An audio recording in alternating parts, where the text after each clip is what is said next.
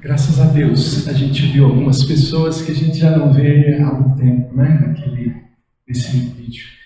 E eu quero aqui lembrar, né? Agradecer mais uma vez a presença aqui dos irmãos da Igreja Presbiteriana Aliança. Eu queria nesse momento chamar aqui o reverendo Paulo, que ele possa trazer a palavra do Senhor para nós. O reverendo Paulo que foi presbítero nessa igreja também, foi enviado para um seminário por essa igreja e ele vai trazer a palavra do Senhor, enquanto a Sheila vai levar a palavra para as crianças lá atrás. As crianças podem ir lá para trás, tá bom? Deus abençoe vocês.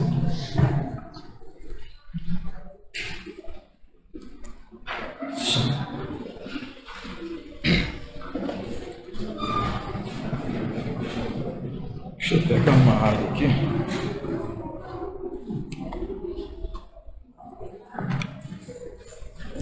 Boa noite, irmãos. Graça e a paz do Senhor Jesus, amém? Eu estou assim, experimentando uma ambiguidade de sentimentos. Ao mesmo tempo que eu estou assim, em casa, porque sinto na nona minha casa, estou me sentindo assim profundamente emocionado de estar aqui com os irmãos. Eu não escutei muita coisa que o Enoque falou não, porque enquanto ele estava falando, eu estava viajando assim nas lembranças, nas recordações, nas pessoas, e a minha história com a nona, talvez muita gente que me conhece aqui não saiba, a história com a nona começa em 1982. Eu sou 2 anos mais velho que a nona, então ficou fácil você saber a minha idade. Em 82 eu participei de um acampamento de mocidade, de juventude. Nós fomos em Lavras, no Instituto Gama. Tinha um ônibus da 8ª, tinha um ônibus da 4ª igreja e tinha 2 ônibus da 9ª. E eu participei do acampamento com eles. Eu era de outra igreja, mas tinha muitos parentes na 8ª igreja, e aí eu fui convidado para ir para o acampamento. Fui para Lavras, no acampamento lá no Instituto Gama, que é um lugar assim lindo, e participei do acampamento em 1982.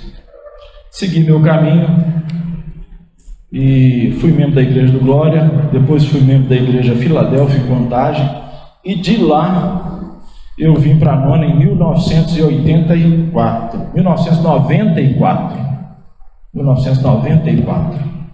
no ano do meu casamento, e fui muito bem recebido nessa igreja, fui acolhido nessa igreja, e eu e Lília não pôde vir hoje. Lília tomou uma vacina ontem, e desde ontem que ela está assim, derrubada, né? Deu muita reação à vacina, e eu mesmo falei para ela ficar em casa. Chegamos aqui noivos, nosso casamento, chegamos mais ou menos em maio, junho, nosso casamento foi em outubro, e fomos acolhidos, né? Aqui eu fui recebido como membro, aqui eu fui eleito diácono, servi na junta diaconal com uma turma boa aí, e depois fui eleito presbítero por 2 mandatos. Não sei se vocês já viram foto do Enoque com cabelo comprido. Já viram? Já mostraram? Já? Não, pessoal novo. Pessoal mais novo aí. Os antigos eu sei que viram, né? Mas eu vi o Enoque chegando um dia aqui, chegando um jovem, um cabelão, um cano nas costas. Falei assim, pronto, um hippie aí, ó. Falei, esse cara, estranho esse cara, né? Cabelão, cara. Aí a gente foi aproximando, fomos descobrir que aquele jovem era um estudioso da palavra, gostava de estudar a palavra, né? Inteligente, né? E depois que caminhamos juntos aí na junta diaconal, no conselho, e Enoque foi depois de mim para o ministério.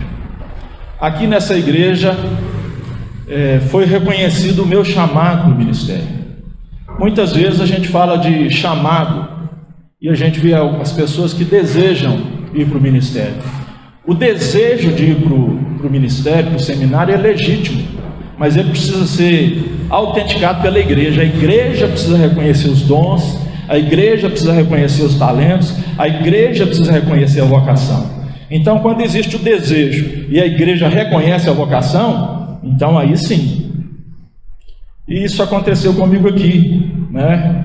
Eu, desde muito novo, as pessoas falavam: você precisa ir para o seminário, você precisa ir para o seminário, você precisa ir para o ministério. E eu não quero e tal. E um dia, numa reunião, o doutor Enéas Cabral disse assim: chamado tardio? Não, resposta tardia. Porque Deus estava me chamando há muito tempo, mas eu fui fazendo igual Maria, fui guardando todas aquelas coisas no coração, né? E um dia eu não tive mais como fugir, e aqui na nona o conselho me imprensou e foi uma bênção para a minha vida. E o melhor lugar para a nossa vida é o centro da vontade de Deus. E já estou no ministério há 16 anos. Nossa igreja comemorou agora, em dezembro, 16 anos, lá em Santa Luzia, servindo ao Senhor lá, 18 anos lá, na mesma igreja, né? Uma coisa que me entristecia muito na nona, no tempo de presbítero, era o tempo de permanência dos pastores que passavam aqui. E eu, como presbítero, vivenciei isso, e eu levei para o meu ministério dizendo o seguinte: eu não quero isso para a minha vida. Eu quero um ministério de longa duração. E já estou lá na mesma igreja servindo o Senhor há 18 anos. Temos uma igreja consolidada, estabelecida. Quem conhece, né, sabe do que eu estou falando aí. Mas, irmãos, o coração fica apertado de tarde na nona, viu, Regina? Né?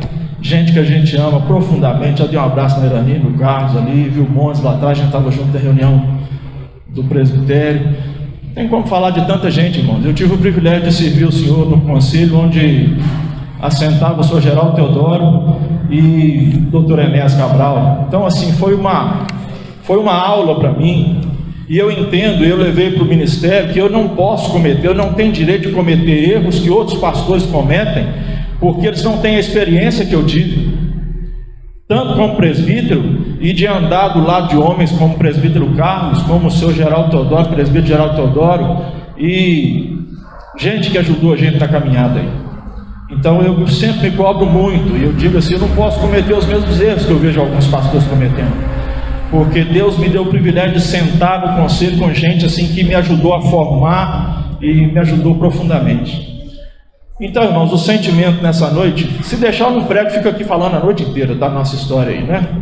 Mas eu quero assim ser bem objetivo. O sentimento é de gratidão a Deus pela vida dessa igreja, que me acolheu, identificou a minha vocação, me enviou para o seminário, pagou o seminário, fez o que podia. Eu sei que não fez mais porque não podia, mas o que podia foi feito por mim nesse lugar. E louvado seja Deus, porque através da instrumentalidade dessa igreja, do conselho dessa igreja, eu hoje sou pastor da igreja presbiteriana. E Deus me deu o privilégio de realizar uma obra, uma grande obra lá em Santa Luzia, né? De gente, de vidas sendo alcançadas pela glória, pela graça do Senhor. Então meu sentimento é de gratidão. Se eu fosse falar de tanta coisa, eu ficava falando aqui tanta coisa, mas tem que pregar mesmo, né? Eu estou assim mesmo emocionado, irmãos, porque gente aqui que eu vejo que eu amo profundamente. Essa vida corrida da gente separa a gente, né, Afonso? Aquela viagem lá em Guarapari, inesquecível, hein, cara? Nossa Deus, muita história para contar, né? E muito feliz de estar vendo os irmãos aí, e o sentimento do meu coração é de muita gratidão. Louvado seja Deus pela vida da nona igreja. Amém, irmãos? José Norte tem que pregar, então. 1 Coríntios, capítulo 16, abra a sua Bíblia comigo.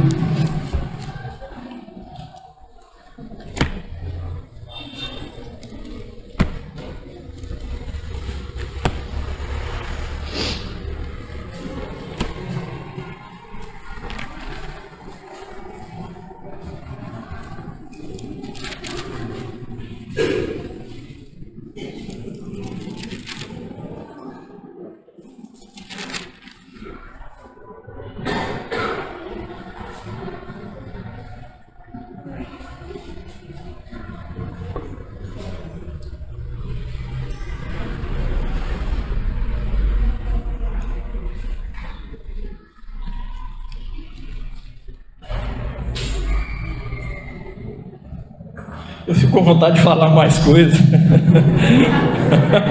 Não estou querendo pegar. Deixa para outro dia, né, Regina? Regina, Edivaldo, a turma aí, muita saudade desse povo todo, né? Eita, vamos lá. 1 Coríntios capítulo 16, falei? 16, versículo 13 e 14. 13 e 14. Eu fiquei pensando assim, o que eu vou falar para a igreja? O que eu falo para a igreja que está fazendo 50 anos? Qual a vontade de Deus, palavra de Deus para a igreja fazendo 50 anos? Verso 13 e 14. Você podia ficar de pé? A gente lê e depois você se assenta. Nós fazemos essa leitura juntos, são apenas 2 versículos. Vamos juntos? Sede vigilantes, permanecei firmes na fé, portai-vos varonilmente, fortalecei-vos, todos os vossos atos sejam feitos com amor. 2 versículos apenas, vamos de novo? Sede vigilantes, permanecei firmes na fé, portai-vos varonilmente, fortalecei-vos, todos os vossos atos sejam feitos com amor. Vamos orar? Peça a Deus para falar ao seu coração. Faça essa oração, ore por você, ore por mim. Nós oramos uns pelos outros. Senhor, te louvamos, a tua palavra foi lida e por si só ela já fala no nosso coração. Mas, Senhor, te pedimos que o Senhor abra os nossos olhos para enxergarmos além da letra. Abre, Deus, os nossos ouvidos, tira todo impedimento para que nós possamos ouvir a voz do teu Espírito Santo. Senhor, toma a minha vida, que as minhas limitações não empobreçam a tua palavra, mas, Senhor, que apesar de mim, o Senhor fale com o teu povo. É a minha oração em nome de Jesus, amém. Pode se assentar no seu lugar.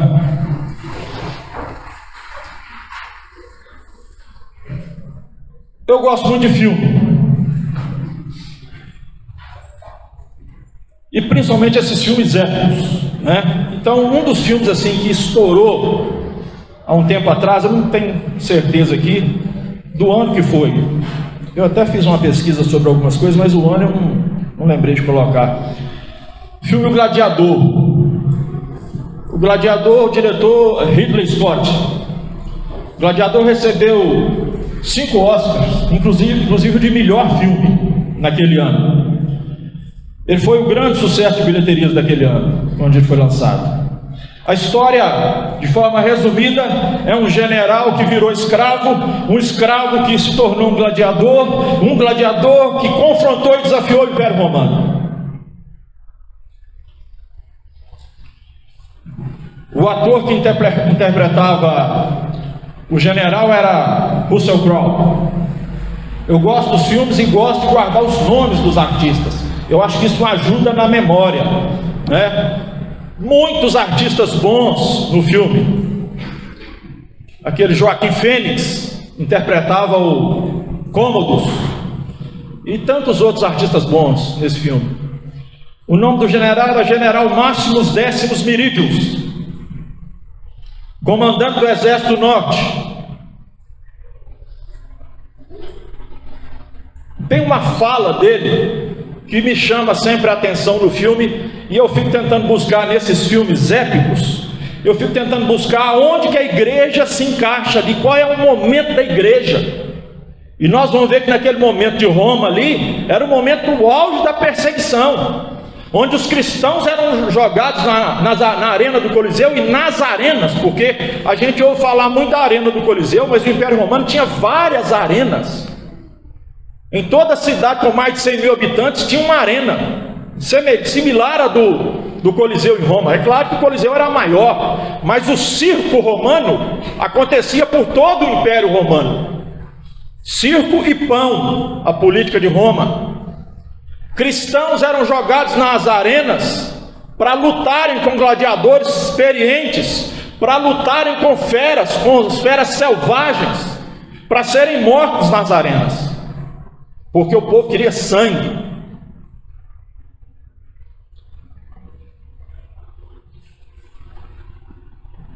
No filme, eu fico tentando entender qual o papel da igreja naquele momento. Esse filme Gladiador, ele toma como base o filme Ben-Hur.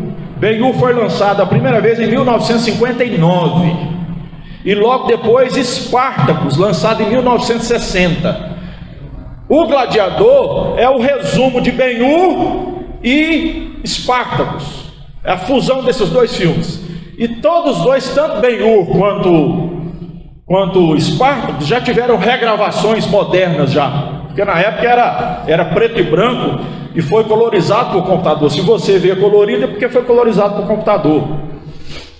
Mas Ben-Hur traz alguns relances assim da história cristã e até do próprio Cristo. O fato é que eu fico tentando situar a igreja nessa história dos filmes e percebendo assim algumas coisas que são bíblicas. Por exemplo, numa fala do general Máximos diante da sua tropa, dos seus homens, do seu exército, no momento de partir para uma batalha, ele dando uma palavra de comando de um general, de um comandante, para motivar a sua tropa numa batalha iminente, ele vai dizer assim: o que nós fazemos nessa vida ecoa na eternidade. Falei, esse cara é bíblico. O que nós fazemos nessa vida ecoa na eternidade. É claro que ele tinha uma outra concepção disso, mas é verdade. Porque as decisões que nós tomamos nessa vida vão determinar o destino da nossa alma, vão afetar diretamente na eternidade, e é o que nós fazemos nessa vida. É claro que naquele momento são palavras de um comandante para homens que estão indo às vezes para a morte, e ele diz: o que nós fazemos nessa vida ecoa na eternidade. Sede vigilantes, permanecei firmes na fé, portai-vos varonilmente, fortalecei-vos. Essas palavras, irmão, se você tivesse ouvido ela em outro contexto, se eu não tivesse pedido para você ler a Bíblia, se eu tivesse apenas trago aqui, projetado, perfeitamente caberiam. Você talvez ficaria em dúvida no contexto. Se você não soubesse o contexto em que elas são ditas, elas seriam perfeitamente apropriadas para um comandante que está falando para a sua tropa que está partindo para uma batalha. Sede firmes, sede vigilantes, permaneceis firmes, portai-vos varonilmente e fortalecei-vos.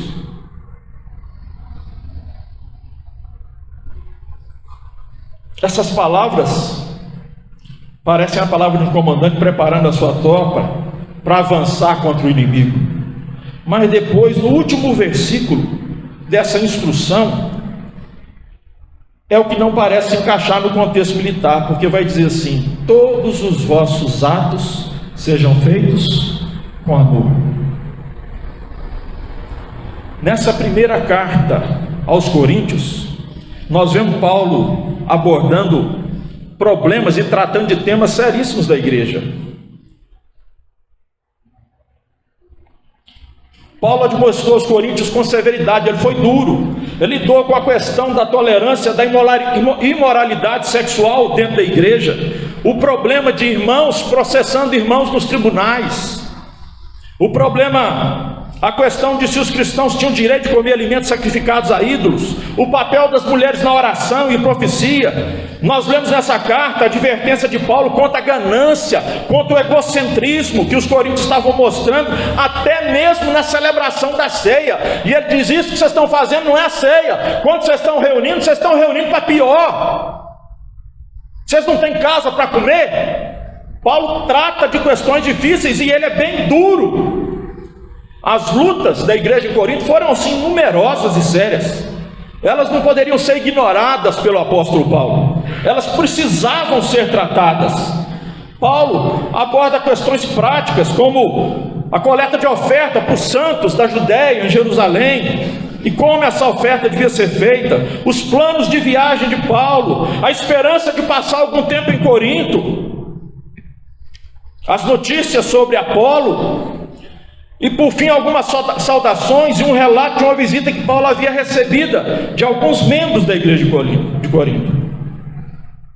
Paulo encerra essa carta lembrando aos coríntios sobre o seu amor por eles, apesar de uma palavra dura, mas cheia de amor, de preocupação com eles. A mensagem que ele tinha feito para eles não tinha sido fácil.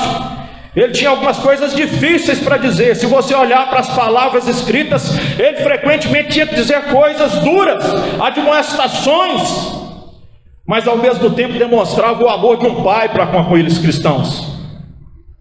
Autoridade. Paulo mostra uma inflexibilidade na sua autoridade, no seu compromisso com Cristo, em seu encorajamento a outros para manter o seu próprio compromisso com Cristo. A gente pode ver isso na maldição que ele pronuncia no verso 22, quando ele diz assim: se alguém não ama o Senhor, seja anátema, seja maldito. Então a gente vê Paulo ao mesmo tempo sendo duro, mas demonstrando amor por aqueles irmãos. E assim, querido, nós vemos no último capítulo as últimas palavras do apóstolo Paulo, palavras de encorajamento aos coríntios, para estarem atentos, para permanecerem firmes na fé, para agirem como homens, ser fortes e fazer as coisas dentro de um ambiente de amor. Paulo não diz aos coríntios para imitá-lo na conclusão de sua carta, mas este é claramente o modo de vida que ele viveu e o exemplo que ele deixou para eles, já que ele falou para eles a verdade e tratou de temas difíceis, mas com amor. Com esse monte de problema, querido, os coríntios deveriam ser, em primeiro lugar, vigilantes. A primeira exortação que Paulo diz, ele diz: sede vigilantes. Dá para você dizer comigo? Sede vigilantes. Tem dois aspectos nessa instrução. Um primeiro aspecto a gente pode dizer que seria escatológico, tendo em vista o fim de todas as coisas. Essa é a maneira que o Senhor Jesus falou lá em Marcos, usando a mesma palavra, quando Jesus diz para eles serem vigilantes. Vigiai, pois, porque não sabeis quando virá o dono da casa, se à tarde, se à meia-noite, se ao cantar do galo, se pela manhã, para que vindo ele inesperadamente não vos ache dormindo. O que porém vos digo a todos: vigiai. A palavra de Jesus é a mesma, mas num contexto escatológico. Jesus está apontando para o fim de todas as coisas, para a volta dele, para buscar a sua igreja. E nós precisamos estar vigilantes, para a gente não ser pego de surpresa.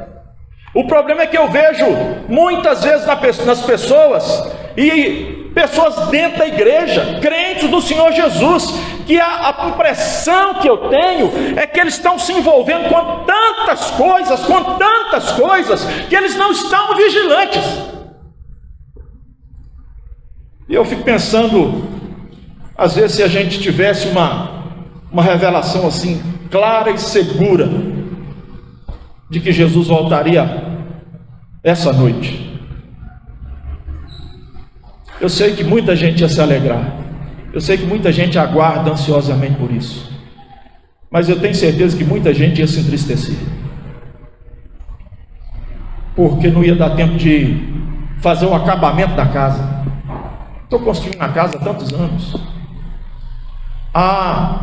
Mas eu paguei o carro novo, vão entregar só na semana que vem, vou para o céu sem andar num carro zero. Eu tenho as minhas dúvidas de algumas pessoas que eu vejo vivendo de uma maneira assim, se alegrariam com a volta do Senhor, se de fato estão vigilantes.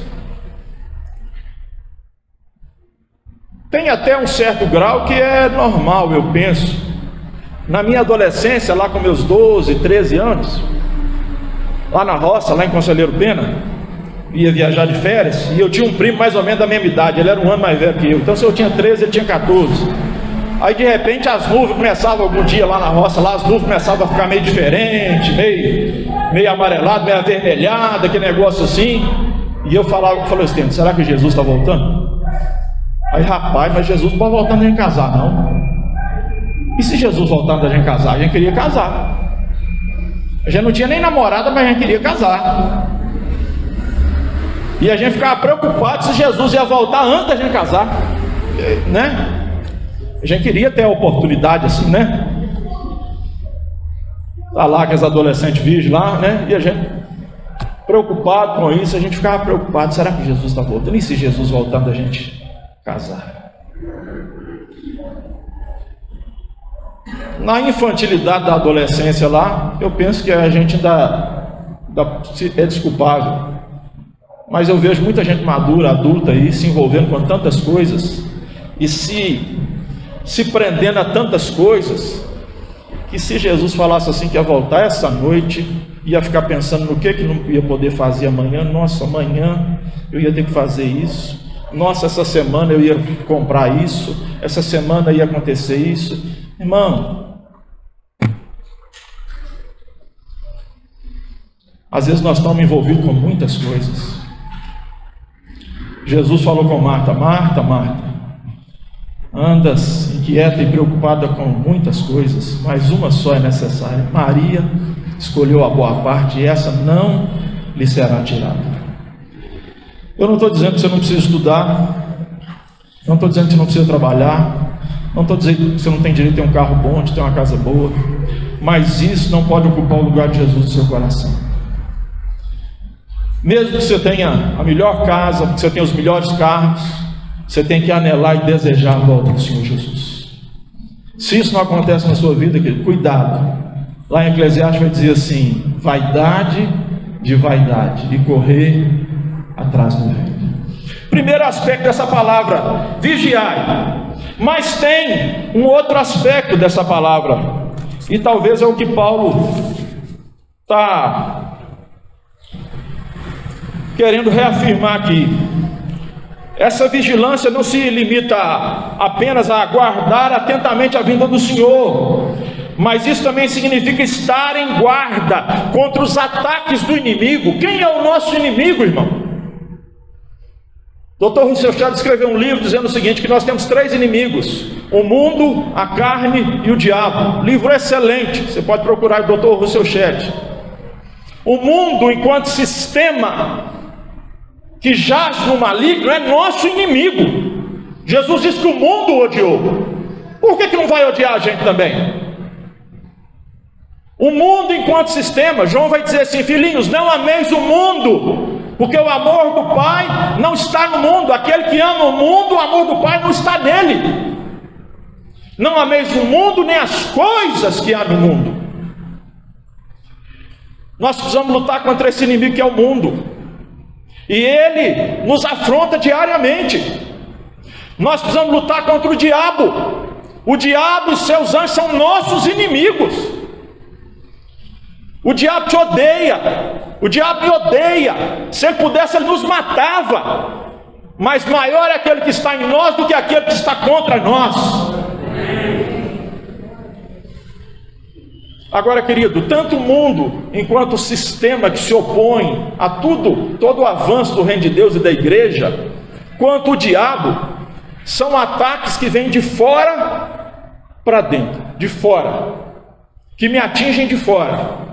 Mas a minha natureza pecaminosa é um inimigo íntimo, um inimigo interno. O pior desses 3 inimigos é a nossa natureza caída. Eu mesmo, você mesmo é seu inimigo.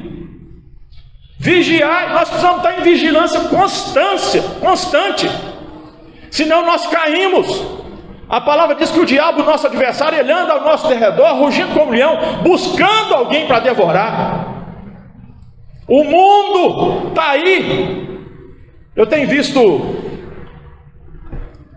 tem adolescente em casa, eu estou assim assustado com o tipo de coisa que chega para eles. A gente nem sonhava na nossa época. Eu tenho visto adolescentes vivendo uma vida sexual promíscua. Gente lá de perto, meninas de 12, 13 anos, vida sexual ativa e promíscua. E os pais, eu não sei se não tem pai ou se os pais não estão nem aí. Eu tenho andado assustado com algumas coisas que eu tenho visto. Esse é o mundo que nós vivemos.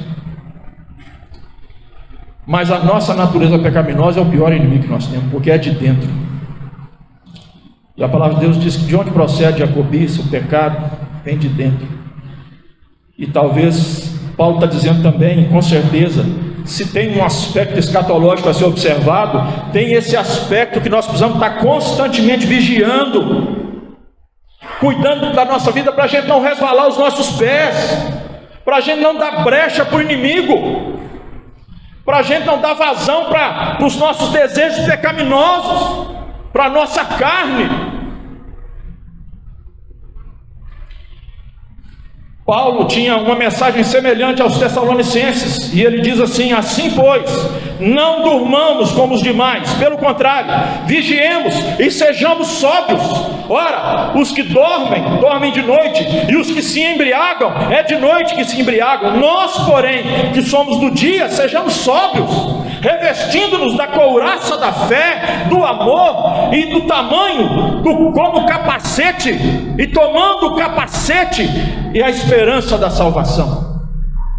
Precisamos vigiar, em todos os aspectos precisamos vigiar, precisamos permanecer vigilantes. Quando nós não somos vigilantes, é que nós nos tornamos displicentes na nossa caminhada cristã, quando nos esquecemos que estamos envolvidos numa batalha, que caímos, aí é que podemos cair. Paulo diz, escrevendo aos Efésios 6, diz que a nossa luta não é contra principados e potestades, não é contra sangue e carne, mas é contra principados e potestades. Sede sóbrios e vigilantes, o diabo, vosso adversário, anda em derredor, rugindo como leão, buscando alguém para devorar. Se nós não estamos alerta, querido, se estamos distraídos, nos tornamos presa fácil para o inimigo, presa fácil. Se perdemos o nosso foco, se a nossa atenção para a nossa tarefa ao longo da vida, se o nosso olhar não está firme no autor, consumador da nossa fé, o nosso compromisso pode vacilar, nós estaremos nos colocando em perigo. Nós precisamos lembrar que nós estamos numa guerra, nós estamos inseridos numa guerra, numa batalha, e normalmente o inimigo não tem piedade do outro. Deixa eu dizer para você uma coisa: às vezes nós brincamos de ser crente, mas o diabo não brinca de ser diabo. Ele veio para roubar, matar e destruir. E nesses 18 anos lá em Santa Luzia, eu já vi o diabo arrebentar com a vida de muita gente, gente que a gente amava, gente que caminhou com a gente, e a gente tentar de tudo, mas eles deram brecha para o diabo. Casamentos que foram destruídos, eles deram brecha para o diabo. O diabo não tem piedade de ninguém.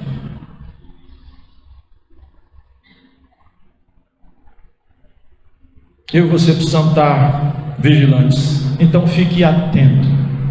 Fique atento. Em primeiro lugar, sede vigilantes. Eu não sei meu tempo aqui não, viu, não? Você fala aí se der.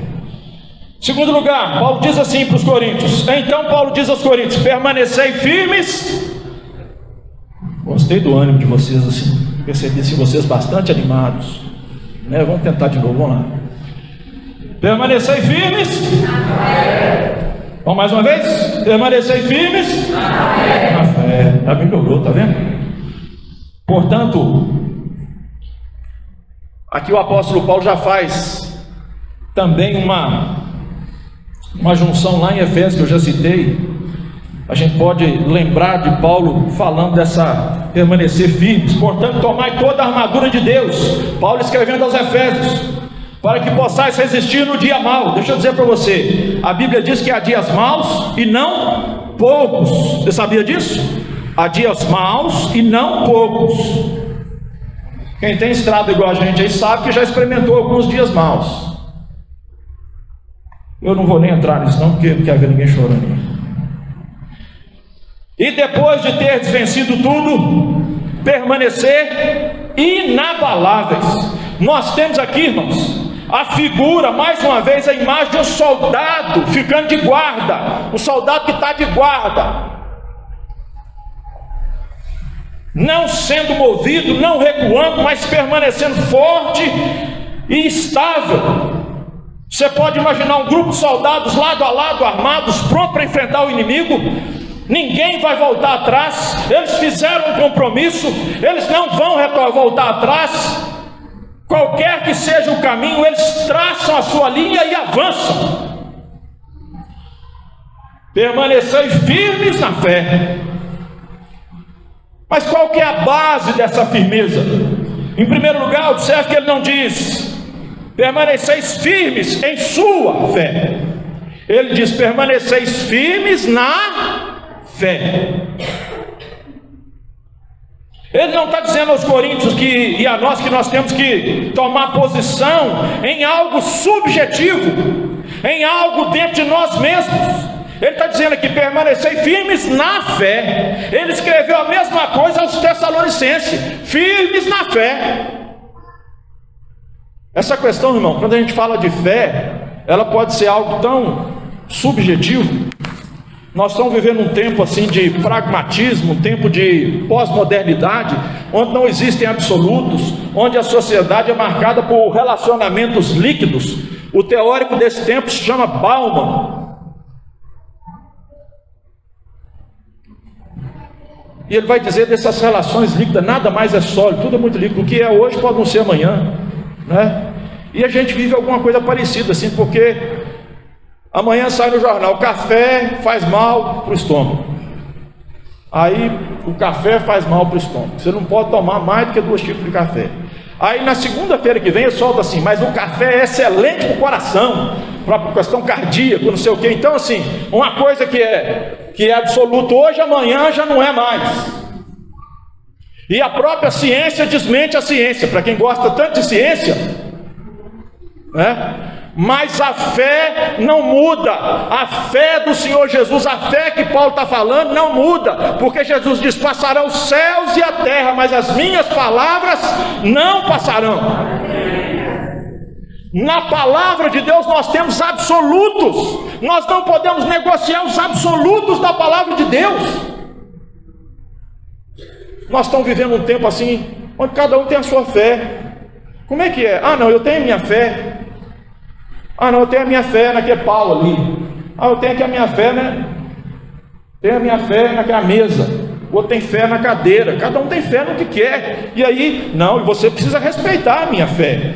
Paulo não está falando para você ficar firme na sua fé, porque a sua fé às vezes não passa de crendice. O sujeito tem fé num pedaço de madeira lá que foi esculpido. Isso não é fé, isso é crendice. A fé que Paulo está falando aqui é o Evangelho, é a palavra de Deus, é tudo aquilo que Paulo transmitiu a essa igreja, a esse povo. O Evangelho da verdade do Senhor Jesus. Paulo, no princípio do livro, ele vai falar: eu quando cheguei até vocês, eu não vim com palavra de sabedoria, Sofia Logu, mas eu vim com vocês com o Evangelho de Cristo, e Cristo crucificado. Isso não muda. Isso é absoluto. Isso não tem relativismo nisso. Não tem crente mais ou menos. Ou você é crente ou não é. Jesus, ele é radical nessas coisas. Não existe ponto neutro, não existe neutralidade no que diz respeito às coisas espirituais. Porque Jesus diz: quem comigo não ajunta, espalha. Quem não é por mim, é contra mim, ponto. Aí alguém diz assim: ah, porque fulano precisa de estar em cima do muro. E tem uma ilustração que diz que o muro já é do diabo. Então não tem esse negócio de cima do muro. É igual perguntaram para o pastor um dia: pastor, o que é unção? O povo já conhece aí, né? Não? O que é unção? Unção, irmão. Uns são, outros não são. Né? É mais ou menos por aí. Uns são crentes, outros não são. Pastor, mas ele é membro da igreja há 20 anos. Não são. Pastor, mas ele é oficial da igreja. Não são. Porque a Bíblia diz que é pelos frutos que nós vamos conhecer. Pelos frutos. E pela permanência, pela firmeza. Lá em Hebreus vai dizer assim, o Senhor fala assim, lá em Hebreus 12, se não me engano, salvo engano aqui: meu justo viverá pela fé, e se ele retroceder, nele não se compraz a minha alma. Mas o autor dos Hebreus vai dizer assim: mas nós não somos dos que retrocedem para a perdição, somos daqueles para a conservação da alma. Então, irmão, você precisa ver de qual grupo você está. Você está no grupo da unção ou você está no grupo do não unção? Porque não tem mais ou menos crente. Fique firme na fé. Somente quando você fizer isso, você vai ter capacidade de batalhar, de enfrentar os inimigos que estão diante de nós. Todo dia quando nós saímos, nós temos que lutar contra esse mundo, esse sistema corrompido, corrupto, podre.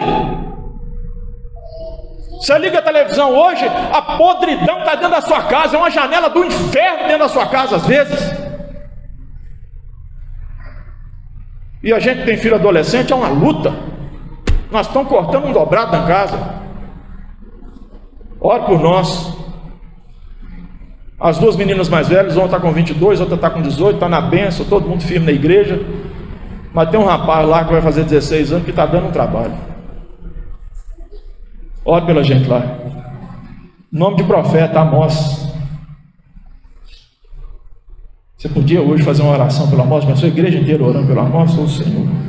Deus vai fazer alguma coisa. Irmãos, não é brincadeira não. As coisas nesse mundo aí estão perdidas assim a ponto da gente assustar. A gente que conhece alguma coisa, tem alguma estrada, já algum tempo de estrada, já viu muita coisa e a gente eu estou assustando com algumas coisas que a gente está vendo.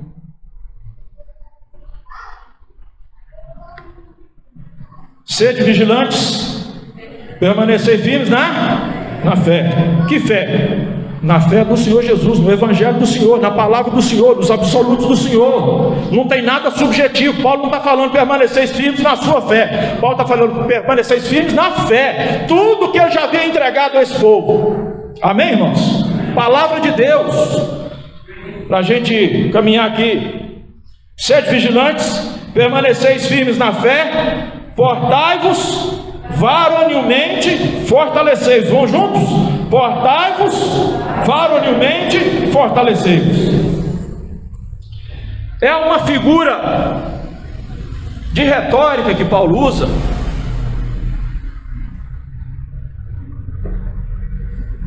que traduzindo quer dizer o seguinte: seja corajoso. Seja corajoso. Dá para você dizer comigo? Seja corajoso. Vamos fazer um negócio assim meio batista. Fala com seu irmão aí do lado. Seja corajoso. Meio batista. Só para dar uma, para não ficar muito presbiteriano, mas não, João. Tem um batisteriano ali, ó. Seja corajoso, não seja infantil, conheça as suas responsabilidades. É uma virtude, querido, que significa mostrar maturidade suficiente, confiança suficiente, coragem suficiente para não insistir nos seus próprios direitos, para poder enfrentar situações de cabeça erguida, para não fugir dos inimigos. Nós não somos daqueles que retrocedem, nós vamos para cima. Nós vamos enfrentar. Estamos vigilantes. E somente quando permanecemos firmes na fé, nós podemos nos portar varonilmente. É gente de cabeça em pé, é gente que se coloca de pé para enfrentar as coisas. Gente que assume responsabilidade pelas suas ações. Eu sou crente e eu vou até as últimas consequências. Isso o povo viveu quando eles eram lançados lá nas arenas, porque eles tinham a oportunidade de resgate da própria vida. Se eles negassem a Cristo, a todos eles era oferecida a oportunidade de resgate pela própria vida se negassem a Cristo. E muitos negaram e se salvaram, mas muitos falaram assim: não, nós vamos até as últimas consequências, mas nós vamos abrir o portão do leão lá. Pode abrir.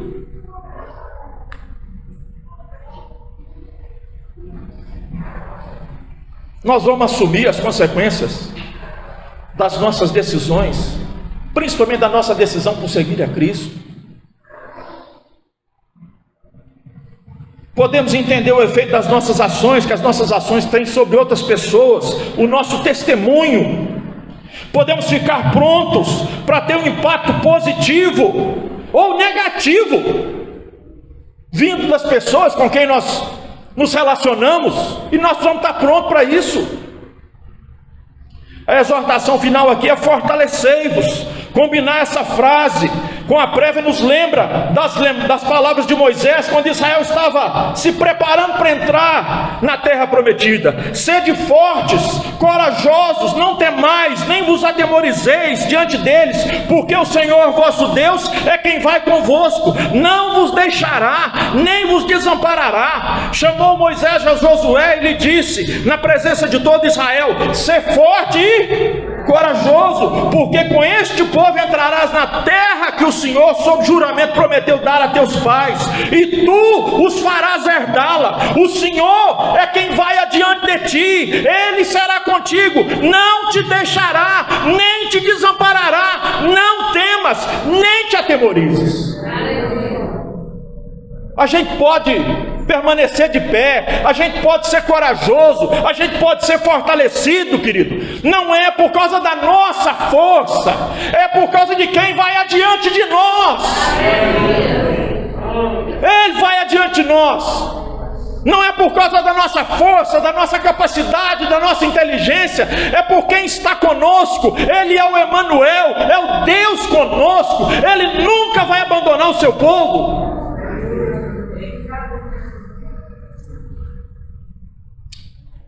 Como que nós podemos ser fortes e corajosos?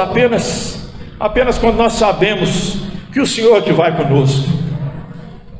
Como que nós podemos ser maduros, ousados, confiantes a respeito do futuro? É quando nós entendemos que é o Senhor é que vai adiante de nós. A força e a coragem não são frutos das nossas qualidades e do nosso poder pessoal. Elas são frutos de fé. De fé. Quando nós cremos pela fé que o Senhor vai adiante de nós, que o Senhor vai conosco, que nos vales escuros da vida o Senhor passa conosco. Ainda que eu ande pelo vale da sombra da morte, tu estás comigo, a tua vara e o teu cajado me consolam. Eu comecei dizendo que a Bíblia diz que há dias maus e não poucos. Algumas vezes nós vamos atravessar esses vales, mas nós podemos ter certeza de que nós não vamos sozinhos.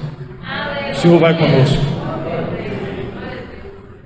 A história da nona é muito parecida com a história de Israel. É uma história de altos e baixos.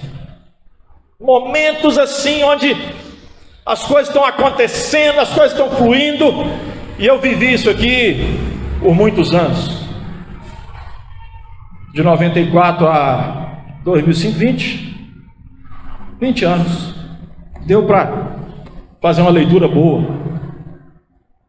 10 anos como diácono, 10 anos como presbítero. Altos e baixos. Momentos difíceis. Passamos momentos difíceis.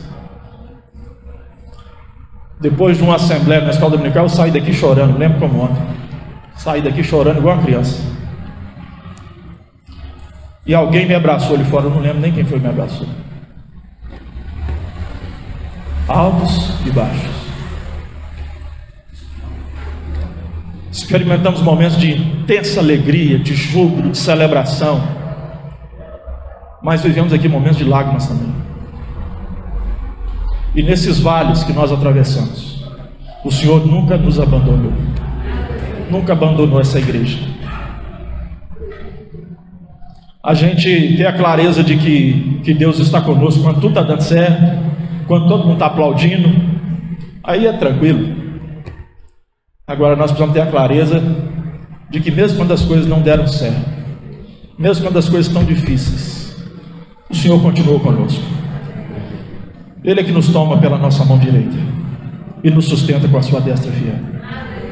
Ainda que eu ande pelos vales, a palavra do Senhor diz: tu estás comigo, tua vara e o teu cajado me consolam.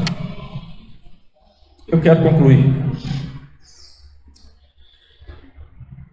O texto que eu já citei lá em Hebreus 10, corrigindo, Hebreus 10, 38. Todavia o meu justo viverá pela fé. Se retroceder nele, não se compraz a minha alma. Nós, porém, não somos dos que retrocedem para a perdição. Somos, entretanto, da fé para a conservação da alma.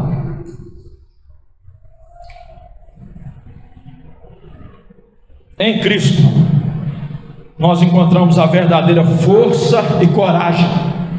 Em Cristo, nós encontramos força e coragem para viver como nós devemos viver, para viver em comunhão uns com os outros, para viver verdadeiramente e sinceramente a igreja, que é o corpo de Cristo. Precisamos de força e coragem.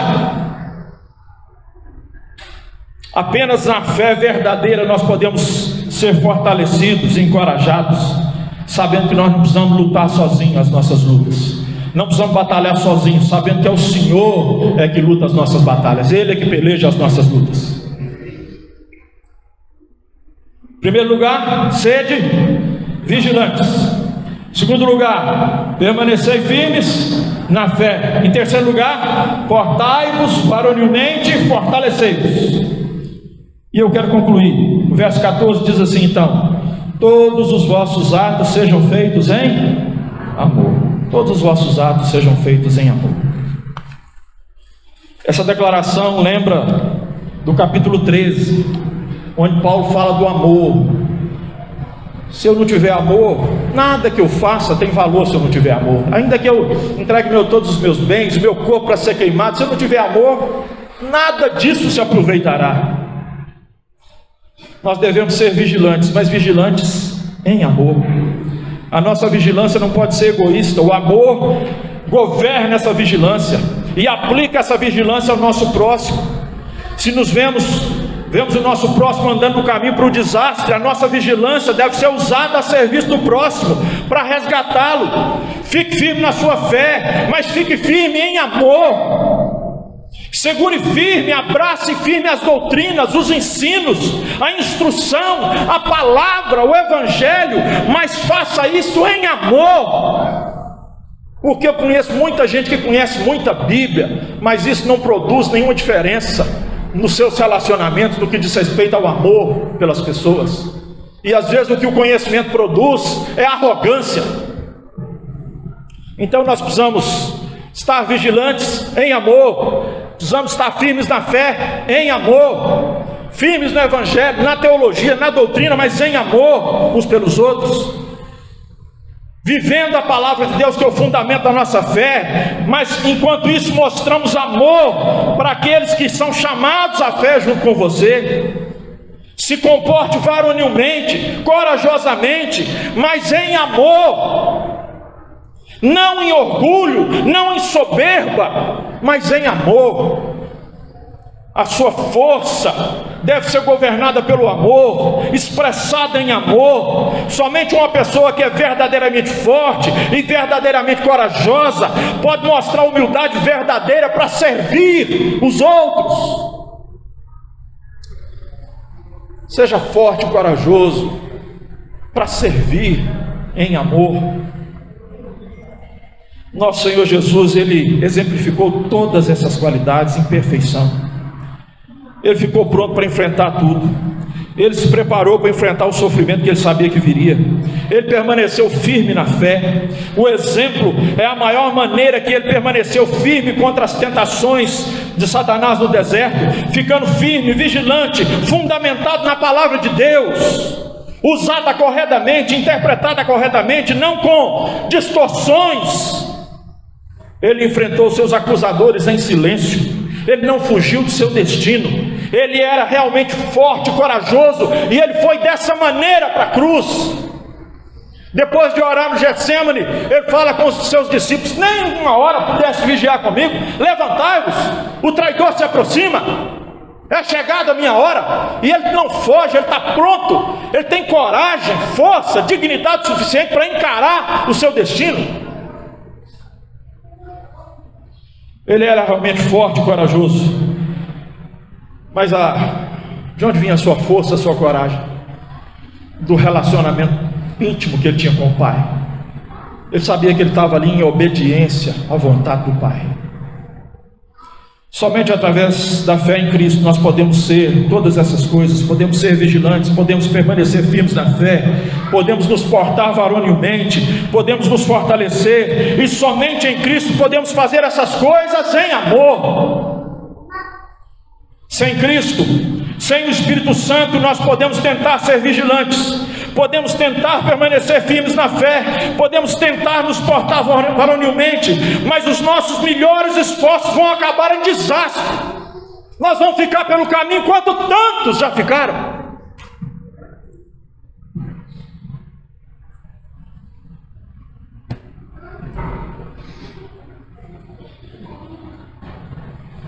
Seja forte, seja vigilante, permaneça firme na fé, portai-vos varonilmente, fortalecei-vos, todos os vossos atos sejam feitos com amor.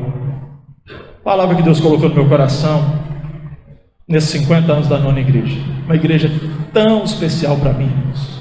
Eu sou tão grato à nona igreja, e quando digo grato à nona igreja, as pessoas que me acolheram, que foram tão importantes na minha vida, na minha formação. Sou grato a Deus pela vida dessa igreja. E o meu desejo é que a palavra do apóstolo Paulo aos Coríntios aqui sirva para a caminhada da igreja de mais 50 anos. Talvez a gente não esteja aqui, certamente a gente não vai estar. Acredito que eu não vou estar. Talvez o Enoque.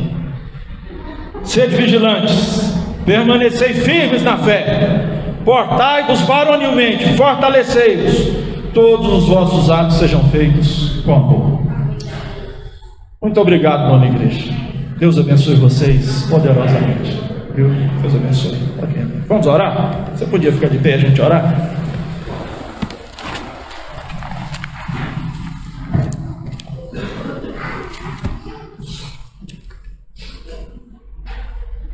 Senhor, muito obrigado pela tua palavra. Muito obrigado, Deus, pela vida dessa igreja. Eu sei, e o Senhor sabe o quanto essa igreja foi importante na minha vida. Se eu sou o que sou, se estou onde estou, eu devo a irmãos que foram instrumentos das mãos do Senhor, para me acolher, para caminhar comigo, tiveram tanta paciência comigo. Senhor, muito obrigado pela vida dessa igreja. Muito obrigado pela vida de irmãos tão preciosos, tão amados, que já não estão conosco mais. Gente que nós amamos, que já está na glória com o Senhor. Nós vamos nos encontrar aí, Senhor. Mas aqueles que receberam o bastão, o conselho dessa igreja possa conduzir junto com o pastor, o servo do Senhor, o anjo do Senhor nessa igreja, conduzir essa igreja como o apóstolo Paulo escreve aos Coríntios ali. Sede vigilantes, sede firmes na fé, portai-vos varonilmente, fortalecei-vos, mas que tudo seja feito em amor.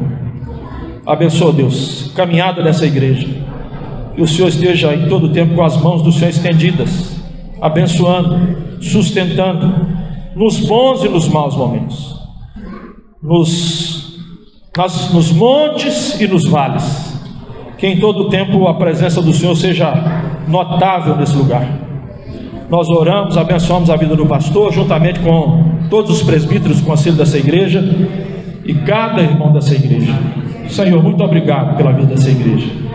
Aplica, Senhor, a tua palavra aos corações, que a palavra, que o teu Espírito Santo aplique essa palavra em cada coração e que ela produza muito fruto.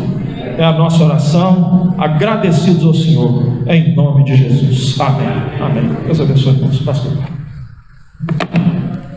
Irmãos, estamos quase terminando, mas pastor, permaneça aqui mais um pouquinho, por favor. Eu queria chamar também os presbíteros da aliança que estejam aqui, aqui desse lado, e queria chamar os presbíteros da nona que estejam aqui comigo. Pode ficar de pé, esse é o nosso último ato, nós vamos orar e encerrar, mas nós não vamos terminar não queremos terminar sem antes passar a mão de vocês que são presbíteros e não representam a igreja, passar a vocês esse certificado, que é um certificado de gratidão. As fotos aí. Não, depois a gente vai ter uma fotinha aqui especial com um momento assim, um certificado de gratidão. E aqui está dizendo assim, certificado de gratidão. Agradecemos à Igreja Presbiteriana Aliança, na pessoa de seu pastor, e aqui na pessoa do seu presbítero, assim.